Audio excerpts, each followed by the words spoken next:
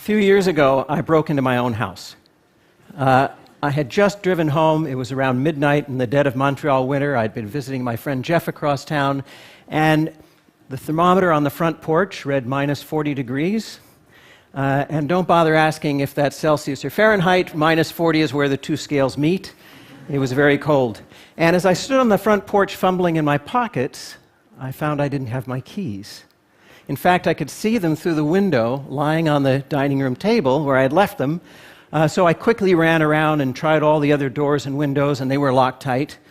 I thought about calling a locksmith. At least I had my cell phone, but at midnight, it could take a while for a locksmith to show up, and it was cold. I couldn't go back to my friend Jeff's house for the night because I had an early flight to Europe the next morning, and I needed to get my passport in my suitcase.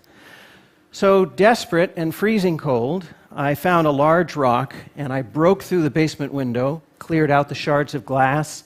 I crawled through. I found a piece of cardboard and taped it up over the whole opening, figuring that in the morning on the way to the airport I could call my contractor and ask him to fix it. This was going to be expensive, but probably no more expensive than a middle-of-the-night locksmith. So I figured under the circumstances I was coming out even. Now, I'm a neuroscientist by training, and I know a little bit about how the brain performs under stress. It releases cortisol, that raises your heart rate, it modulates adrenaline levels, and it clouds your thinking. So the next morning, when I woke up on too little sleep, worrying about the hole in the window and the mental note that I had to call my contractor and the freezing temperatures and the meetings I had upcoming in Europe, and with all the cortisol in my brain, my thinking was cloudy, but I didn't know it was cloudy because my thinking was cloudy. And it wasn't until I got to the airport check-in counter that I realized I didn't have my passport. So I raced home in the snow and ice, 40 minutes, got my passport, raced back to the airport. I made it just in time, but they had given away my seat to someone else, so I got stuck in the back of the plane next to the bathrooms in a seat that wouldn't recline on an 8-hour flight. Well, I had a lot of time to think during those 8 hours of no sleep. And I started wondering, are there things that I can do, systems that I can put into place that'll prevent bad things from happening? Or at least if bad things happen, will minimize the likelihood of it being a total catastrophe. So I started thinking about that, but my thoughts didn't crystallize until about a month later. I was having dinner with my colleague Danny Kahneman, the Nobel Prize winner, and I somewhat embarrassedly told him about having broken my window and forgot my passport. And Danny shared with me that he'd been practicing something called prospective hindsight. It's something that he had gotten from the psychologist Gary Klein, who had written about it a few years before, also called the pre-mortem. Now, you all know what the post-mortem is. Whenever there's a disaster, a team of experts come in and they try to figure out what went wrong, right? Well, in the pre-mortem, Danny explained, you look ahead and you try to figure out all the things that could go wrong, and then you try to figure out what you can do to prevent those things from happening or to minimize the damage. So what I want to talk to you about today are some of the things we can do in the form of a pre-mortem. Some of them are obvious, some of them are not so obvious. I'll start with the obvious ones. Around the home, designate a place for things that are easily lost. Now, this sounds like common sense, and it is, but there's a lot of science to back this up based on the way our spatial memory works. There's a structure in the brain called the hippocampus that evolved over tens of thousands of years to keep track of the locations of important things. Where the well is, where fish can be found, that stand of fruit trees, where the friendly and enemy tribes live. The hippocampus is the part of the brain that in London taxicab drivers becomes enlarged. It's the part of the brain that allows squirrels to find their nuts. And if you're wondering, somebody actually did the experiment where they cut off the olfactory sense of the squirrels, and they could still find their nuts. They weren't using smell, they were using the hippocampus, this exquisitely evolved mechanism in the brain for finding things. But it's really good for things that don't move around much, not so good for things that move around. So this is why we lose car keys and reading glasses and passports. So in the home, designate a spot for your keys, a hook by the door, maybe a decorative bowl, for your passport, a particular drawer, for your reading glasses, a particular table. If you designate a spot and you're scrupulous about it, your things will always be there when you look for them. What about travel? Take a cell phone picture of your credit cards, your driver's license, your passport. Mail it to yourself so it's in the cloud. If these things are lost or stolen, you can facilitate replacement. Now, these are some rather obvious things. Remember, when you're under stress, the brain releases cortisol. Cortisol is toxic, and it causes cloudy thinking. So part of the practice of the premortem is to recognize that under stress, you're not going to be at your best, and you should put systems in place. And there's perhaps no more stressful a situation than when you're confronted with a medical decision to make.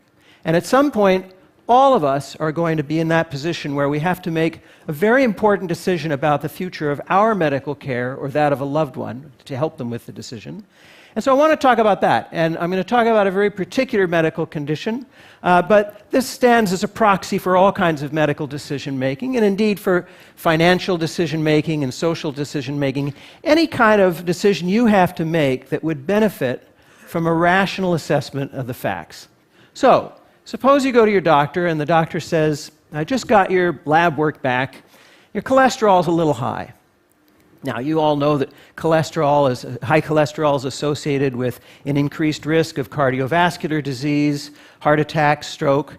And so you're thinking having high cholesterol isn't the best thing. And so the doctor says, I'd like to give you a drug that'll help you lower your cholesterol, a statin. And you've probably heard of statins. You know that they're among the most widely prescribed drugs in the world today. You probably even know people who take them. And so you're thinking, yeah, give me the statin. But there's a question you should ask at this point, a statistic you should ask for that most doctors don't like talking about, and pharmaceutical companies like talking about even less. It's for the number needed to treat. Now, what is this, the NNT? It's the number of people that need to take a drug or undergo a surgery or any medical procedure before one person is helped. And you're thinking, what kind of crazy statistic is that? The number should be 1. My doctor wouldn't prescribe something to me if it's not going to help. But actually, medical practice doesn't work that way. And it's not the doctor's fault. If anybody's fault, it's the fault of scientists like me. We haven't figured out the underlying mechanisms well enough. But GlaxoSmithKline estimates that 90% of the drugs work in only 30 to 50% of the people. So the number needed to treat for the most widely prescribed statin, what do you suppose it is? How many people have to take it before one person's helped? 300. This is according to research by research practitioners Jerome Groopman and Pamela Hartzband, independently confirmed by Bloomberg.com. I ran through the numbers myself. 300 people have to take the drug for a year before one heart attack, stroke, or other adverse event is prevented. Now, you're probably thinking, well, okay, 1 in 300 chance of lowering my cholesterol. Why not, doc? Give me the prescription anyway. But you should ask at this point for another statistic, and that is, tell me about the side effects, right? So for this particular drug, the side effects occur in 5% of the patients. And they include terrible things, debilitating muscle and joint pain, gastrointestinal distress. But now you're thinking, well, 5%, not very likely it's going to happen to me. I'll still take the drug. But wait a minute. Remember, under stress, we're not thinking clearly. So think about how you're going to work through this ahead of time so you don't have to manufacture the chain of reasoning on the spot. 300 people take the drug, right? One person's helped. 5% of those 300 have side effects. That's 15 people. You're 15 times more likely to be harmed by the drug than you are to be helped by the drug. Now, I'm not saying whether you should take the statin or not. I'm just saying you should have this conversation with your doctor. Medical ethics requires it. It's part of the principle of informed consent. You have the right to have access to this kind of information to begin the conversation about whether you want to take the risks or not. Now, you might be thinking I've pulled this number out of the air for shock value. But in fact, it's rather typical, this number needed to treat. For the most widely performed surgery on men over the age of 50, removal of the prostate for cancer, the number needed to treat is 49. That's right, 49 surgeries are done for every one person who's helped. And the side effects in that case occur in 50% of the patients. They include impotence, erectile dysfunction, urinary incontinence, rectal tearing, fecal incontinence, and if you're lucky, and you're one of the 50% who has these, they'll only last for a year or two. So the idea of the premortem is to think ahead of time to the questions that you might be able to ask that will push the conversation forward. You don't want to have to manufacture all of this on the spot. And you also want to think about things like quality of life, because you have a choice oftentimes. Do I want a shorter life that's pain-free, or a longer life that might have a great deal of pain towards the end? These are things to talk about and think about now with your family and your loved ones. You might change your mind in the heat of the moment, but at least you're practiced with this kind of thinking. Remember, our brain under stress releases cortisol, and one of the things that happens at that moment is a whole bunch of systems shut down. There's an evolutionary reason for this. Face to face with a predator, you don't need your digestive system or your libido or your immune system, because if your body is expending metabolism on those things and you don't react quickly, you might become the lion's lunch, and then none of those things matter. Unfortunately, one of the things that goes out the window during those times of stress is rational, logical thinking, as Danny Kahneman and his colleagues have shown. So we need to train ourselves to think ahead to these kinds of situations. I think the important point here is recognizing that all of us are flawed. We all are going to fail now and then. The idea is to think ahead to what those failures might be, to put systems in place that will help minimize the damage or to prevent the bad things from happening in the first place. Getting back to that snowy night in Montreal, when I got back from my trip, I had my contractor install a combination lock next to the door with a key to the front door in it, an easy-to-remember combination. And I have to admit, I still have piles of mail that haven't been sorted and piles of emails that I haven't gone through. So I'm not completely organized, but I see organization as a gradual process, and I'm getting there. Thank you very much.